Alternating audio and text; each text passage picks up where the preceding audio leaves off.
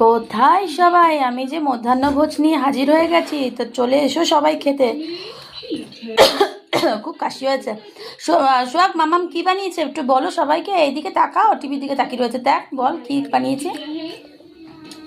শঙ্কর মাছ আর rice.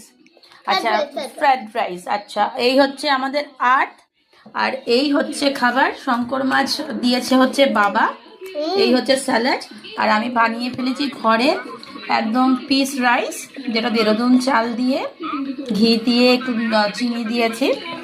আর এই বসে পড়েছে আর তার আমি একসাথেই খাবো। দেখতেই পাচ্ছ দুটো থালা। তো যে যে খাবে চলে এসো। তো আর্থকে খাইয়ে দিতে হবে, আর্থ একা খেতে পারবে না, আর্থ মাছ তো খায় না। সোহাগের আজকে মুড হয়েছে শঙ্কর মাছ খাবে, আর শঙ্কর মাছ সোহাগ ভালো খায় তো। আর আমারও ভীষণ শঙ্কর মাছ ভীষণ একটা প্রিয় মাছ। তো मेरा तो उससे भी अच्छा लगता है। আর আর্ট শসা আর कैमरामैन को दिखाओ ना। ও ক্যামেরাম্যানকে তো দেখাতে হবে। ও ক্যামেরাম্যান কোথায়? ঠিক আছে, দাঁড়াও দেখাচ্ছি ক্যামেরাম্যানকে। এই হচ্ছে ক্যামেরাম্যান আর তার সোহাগের মামা।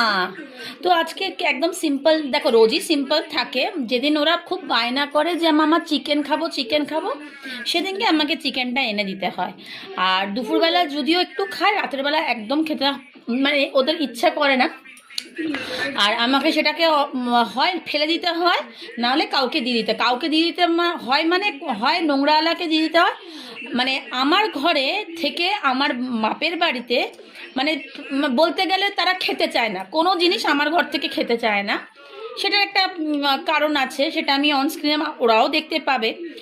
ওরা খায় না, আমার জিনিস খায় না, আমার ঘরে আসতে চায় না। যাই হোক, সেটা তাদের ব্যাপার, তারা আসে না।